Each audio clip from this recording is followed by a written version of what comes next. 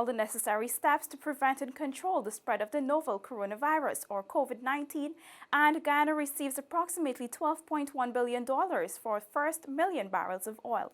Stay with us as we take you through major stories covered from March 14 to 20, 2020.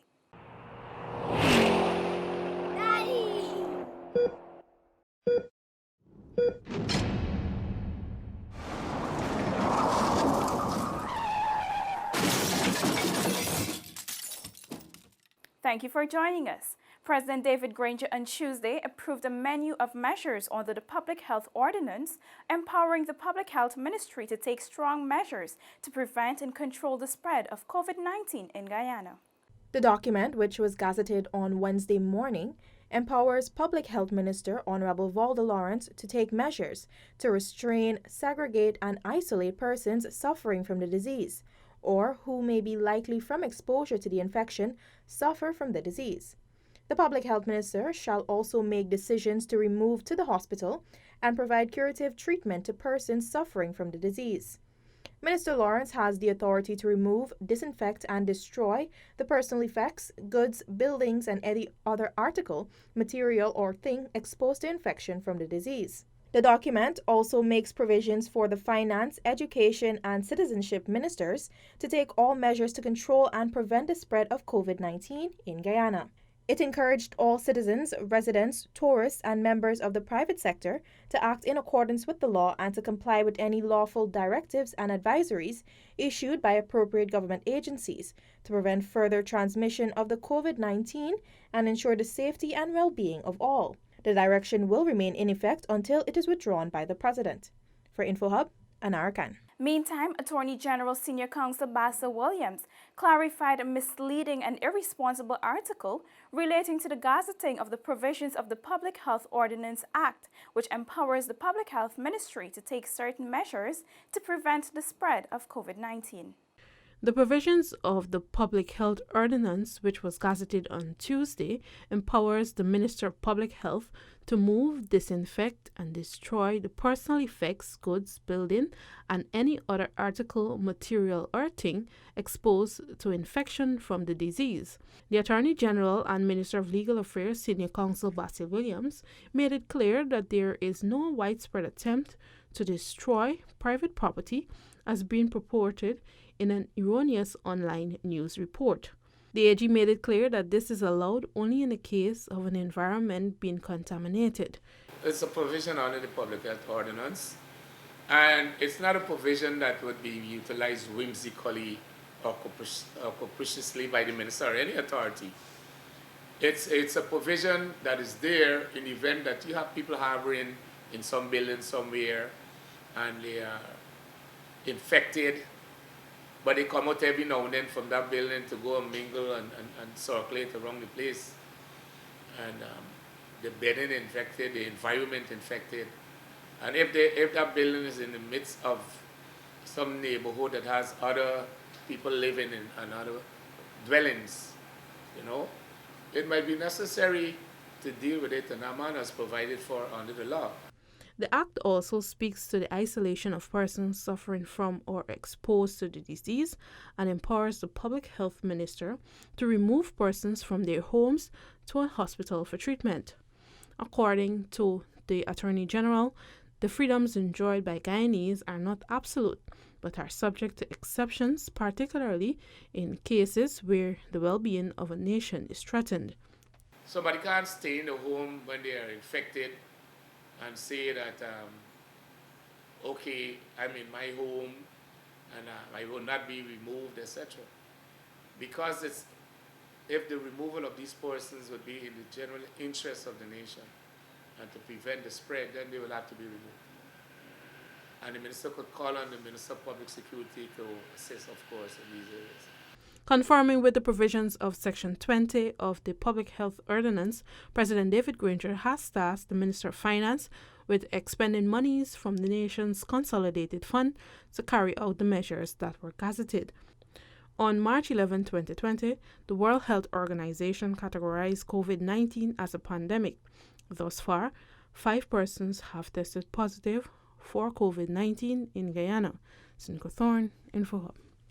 His Excellency David Granger has expressed disappointment in the withdrawal of the high-level 5-member CARICOM observer team, which was tasked with overseeing GCOM's national recount of votes cast in the March 2, 2020 general and regional elections.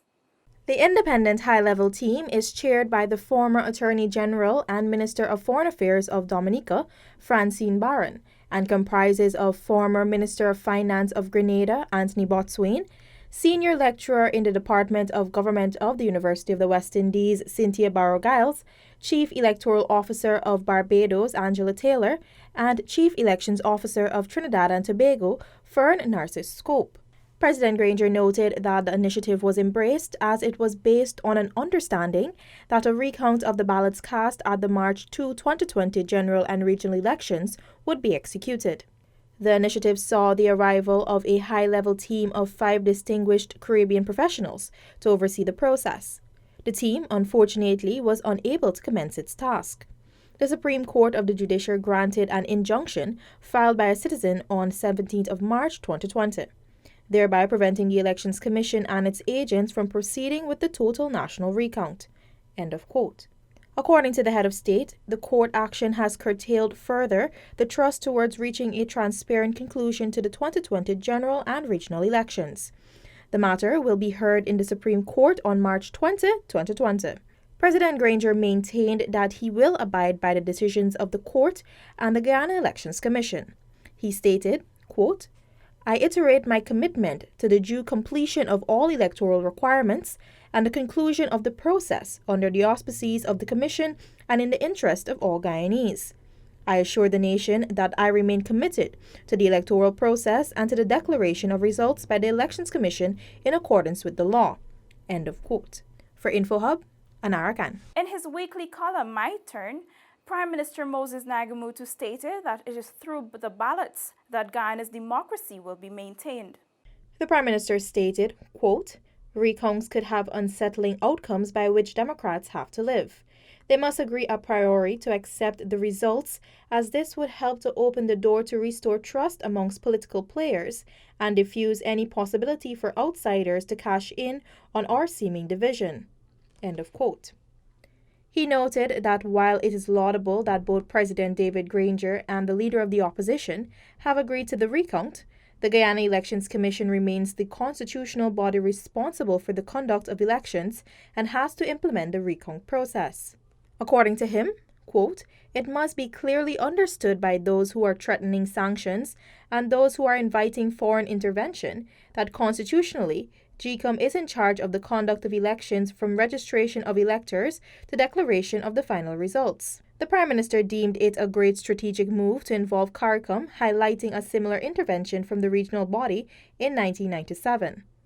Prime Minister Nagamutu reiterated that recounting of the ballots would bury all doubts and restore credibility to the country's electoral process.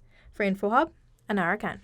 In some oil news, Guyana has received US $55 million, or approximately 12.1 billion Guyana dollars, for the first lift of the country's 1 million barrels of oil, which was sold to Shell Western Supply and Trading Limited in February. Finance Minister, the Honorable Winston Jordan, said the money has been deposited into the Natural Resources Fund. Minister Jordan made this disclosure on Thursday during an interview with the National Communications Network.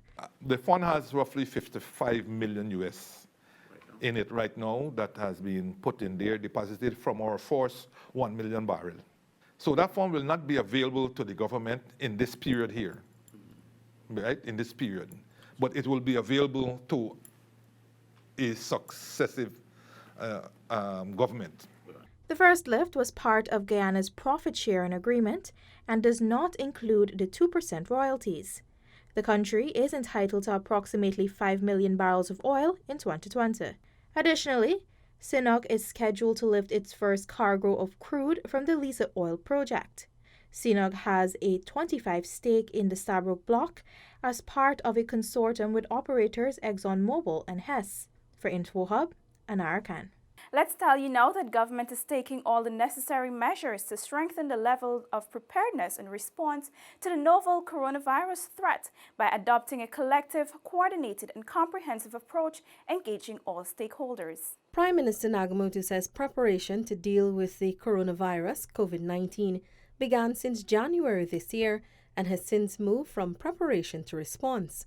He said government will be including both the opposition and civil society in the overall plan. It is my intention to shortly invite the leader of the opposition and the leadership of civil society to take part in the work of the National Task Force. I ask them all to join me today as I urge our nation to remain calm but alert and to follow all public health and other advisories. PM Nagamoto says the matter at hand is not exclusively a governmental task. All of us, all of our regions, if the entire nation are in it together. In the meantime, with regards to the social impact of the coronavirus, PM Nagamoto noted that government is consulting with the respective agencies to ensure persons are not impacted negatively. By the circumstances of social distancing, that they can't report for work and they're advised to work from home. So we are consulting with ministers, and the Minister of Finance is also involved in this at the moment, to see what relief package would be considered. The private sector, the Prime Minister noted, would need to be guided, as there are certain practices in these situations that they would have to observe, which is to take care of their employees. Felicia Valenzuela, InfoHub. To boost Ghana's efforts against the coronavirus, the coalition government has requested an initial US $5 million loan from the World Bank under its Rapid Response Emergency Facility. The business of government continues, and the fight against the coronavirus or COVID-19 highlights this. Finance Minister Winston Jordan explained that part of the effort entails requesting additional funds from agencies such as the World Bank. This comes as President David Granger instituted constitutional powers to facilitate emergency spending. So far, at the domestic level, the only budget agency requesting funding is the Ministry of Health, and we have disbursed to them roughly $120 million, of which $73 million was in capital expenditure, and 28.4 million was in current expenditure. The funds are being used to equip quarantine sites at the various border points, including the international airports. Funds are also being used to purchase medical kits, gear, and equipment.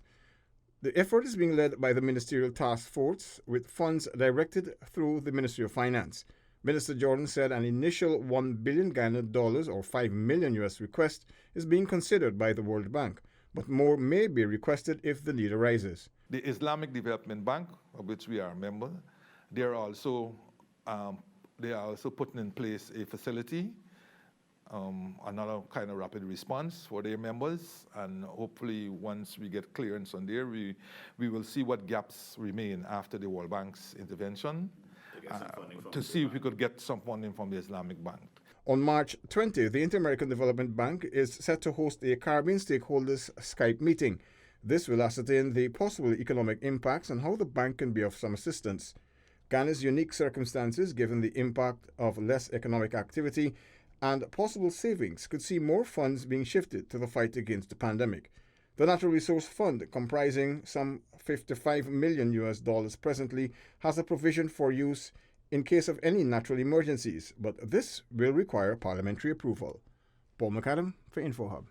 In the meantime, Minister of Finance Winston Jordan has refuted spurious allegations against his role and duties during the current political impasse. Referencing Article 2193 of the Constitution, the minister said he continues to function within the ambit of the Constitution. Where at any time Parliament has been dissolved, as in this case, before any provision or any sufficient provision is made under this title for the carrying on of the government of Guyana, the minister responsible for finance may authorize the withdrawal of such sums from the consolidated fund as he or she may consider necessary for the purpose of meeting expenditure on the public services until the expiry of a period of 3 months commencing with the date on which the National Assembly first meets after dissolution. This means that the finance minister has a wide latitude for spending purposes once the criteria is met for the government's operations. Minister Jordan said there is a clear distinction between a dissolved parliament and one which is in session. When the parliament is in session, the government is restricted to 1/12, up to 120 days. That is, you have 90 days within the new year to bring a budget, and up to 130 days for an appropriation act to be in place. When the parliament has been dissolved, as in this case, Article 219(3) kicks in. Normal expenditures such as the public servants' wages and routine government business is covered under Article 2193, the minister reiterated. As you can see, wages were paid in January, wages were paid in February, wages will be paid in March, and up to when this problem continues, wages will be paid right through, quite frankly. So, as I said, the business of government has to continue. Paul McAdam for InfoHub. Minister of Public Security, the Honorable Kemraj Ramtatan, said stricter monitoring and screening measures have been implemented at Guyana's borders in wake of the novel coronavirus COVID-19 pandemic.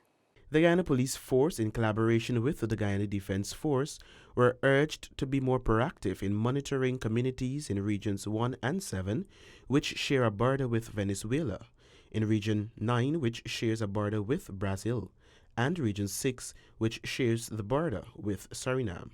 I have gotten reports whereby the backtrackers, of course it is illegal to begin with, but it is doubly more challenging now because of the coronavirus. But we have cases where I've heard that these backtrackers are using these boats that they always use to come across, bringing passengers from over Suriname into Guyana, and obviously also carrying them. What I've done is to speak to the Surinamese officials that they have to also do some more checking from the exit points that these boat owners would normally do. And what I've also instructed here in Guyana is that we must seize some of these boats, seize some of these engines that we have where Guyanese and their captains and so on arrest some of where they're doing this piece of mischief. The Public Security Minister explained that people who are entering Guyana through these areas are to be screened by the port health authorities for the disease. Testing will also be done at Kurpukari to monitor persons leaving and entering Lethem and other parts of Region 9. I must tell you that our borders are very porous. We have asked as best as possible our law enforcement and even the GDF become involved in ensuring that people just don't cross over like that. And even if they are, they should then come to the port health authorities, officials, to do a check. He added that everyone has a role to play to control the spread of the disease in Guyana. Government has been implementing a number of measures to prevent and control COVID-19. For InfoHub, I am Kellon Rover reporting. Minister of Public Infrastructure, the Honorable David Patterson, is calling on commuters to take the necessary precautions to prevent the spread of COVID-19. In light of the novel coronavirus, the Minister of Public Infrastructure, the Honorable David Patterson, has made an appeal to commuters to adhere to strict hygiene practices. Drivers and owners of minibuses, I'd ask you to, at the beginning of every day or the end of every shift, that you use some cleaning, sterilizing agents on the entire bus and wipe the seats down and wipe all the surfaces and those things like that, because you also have a responsibility. The minister also urged passengers to follow all necessary precautions to prevent the spread of the virus. In relation to state-operated transport, the minister said that all ferries and other types of government transportation are undergoing frequent sanitization. From the government side, the government agencies like the transport and harbour boats and those things like that, we've taken extra precautions. We wash and sanitize more often, and those things like that. I mean, we've given protection gear, personal protection gear to our sailors and our crew persons. So far, Guyana has recorded 5 cases of the infection, and the Ministry of Public Health is asking all Guyanese and visitors to practice social distancing, among other precautions, as well as to call the hotline if they have any of the symptoms. For InfoHub, Akishi Budi. The Department of Public Service has introduced a shift system for public servants. The rotational arrangement took effect from March 16, 2020. The Department of Public Service's new rotational system serves as a part of the efforts to contain the spread of the novel coronavirus. While supervisory staff are expected to be present every day, other staff will work on alternate days to prevent a clustered work environment. Public servants who are experiencing flu-like symptoms have been advised to contact the emergency hotline at 227-4986 or 624-3067. Another measure to contain the coronavirus falls under the Public Service Rule H45, which requires a medical certificate after being sick for 3 consecutive days, and public servants who have been quarantined for 14 days must be cleared by a medical practitioner prior to assuming duty. The Department of Public Service has also advised each ministry, department, and region to sterilize their working environment and to follow all guidelines set out by the Ministry of Public Health.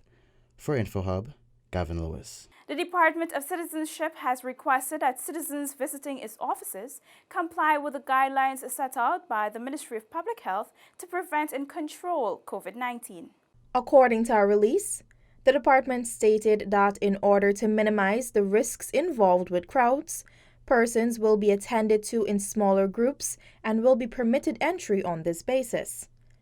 Members of the public are advised that masks are only required if they are caring for a person suspected of being infected with COVID-19 or if they are coughing or sneezing. The department states that persons who do not display any symptoms of COVID-19 and who are not caring for anyone suspected to have contracted COVID-19 need not wear masks to access services at the DOC or the General Registrar's Office. The Department of Citizenship noted that these precautions are especially necessary as a significant number of persons who utilize its services daily are foreign nationals, many of whom would have engaged in recent overseas travel and may have been exposed to the COVID-19. This will remain in effect until the status of the newly spread disease in Guyana is renewed. For InfoHub, Anara Khan. On Wednesday, we reported that the Ministry of Public Health is ramping up efforts to keep the number of confirmed COVID-19 cases at a minimum as a 5th person tests positive. Minister of Public Health, the Honorable Volda Lawrence, today confirmed that another person has tested positive for COVID-19 in Guyana, bringing the number of cases tested positive to 5. The most recent person to have tested positive is a family member of the 52-year-old woman who died from the virus last week. We are in the process of contact tracing and quarantining the close contacts. Thankfully, our health personnel are working assiduously to contain the spread of COVID-19 and to keep the numbers down. The Public Health Minister emphasized that the COVID-19 situation in Guyana is currently under control. She said, however, that this does not mean preventative measures and other mechanisms must be forsaken. We can ill afford to become complacent and in some cases even nonchalant and laid back. The threat is real. It is not discriminatory, and so we must all shoulder our responsibility resolutely and be resilient in our adherence to the precautionary measures that have been established. Minister Lawrence noted that since the first case of COVID-19 was reported in Wuhan, China, efforts were doubled to combat the virus and have since intensified. Some of the measures include the closure of schools for sanitization, closure of the main airports to international flights, implementation of a shift system for public servants, and a temporary halt of large gatherings, among other measures. For InfoHub, Ayana George. The Chadijagan International Airport at Timeri and Eugene F. Correa International Airport at Ogle were on Wednesday both closed to international flights. The Civil Aviation Authority, in order to slow the process of this virus and in consultation with the Ministry of Health, has decided to, with the approval of the Cabinet Task Force, to close their airports to all international flights. This will come into effect from midnight on Wednesday, the 18th, and we hope that this would only last for 2 weeks or 14 days. Director General of the Ghana Civil Aviation Authority, Lieutenant Colonel retired Egbert Field. He said the decision to close the country's main airports to international flights will not affect outgoing flights. Domestic flights will not be affected either. Cargo flights, medevac flights, or technical stops. These are aircraft which would require fuel and would make a technical stop to proceed onward to another destination. Mr. Field said provisions have also been made for any special authorized flight. In the meantime, public officers from Immigration and Customs have been guided and outfitted with the necessary gear for interaction with incoming passengers. Minister of Public Health, the Honourable Valda Lawrence, also reported that all port health facilities have strengthened their capacities. We continue to beef up our port health or points of entry with our port health officers, and to work with the Ministry of Communities to provide some additional staff who will focus on the administrative efforts of collecting data from the persons who would have been screened and their temperature would have indicated that they're above the range set by WHO. Felicia Valenzuela, InfoHub. In light of the COVID-19 pandemic, hundreds of passengers were left stranded. Shaquille Bourne now tells us that provisions were put in place to assist these persons. They will take your information and they will inform you if and when there's possibilities of a flight returning to Guyana. According to Minister Patterson, considerations will be made to grant access to flights depending on the number of persons who have made contact with embassies abroad. We don't have any scheduled flights as yet, but as the time goes on and as we get a full update of how many persons are where and how many persons need assistance, we will make that decision. As of midnight, March 18, 2020, both of the country's major airports, the Chedi Jagan International Airport and the Eugene F. Correa International Airport, has been closed to international flights while domestic flights continue. The government has so far granted access for American Airlines and newcomer Eastern Airlines to land at CJIA for Americans seeking to return to the U.S.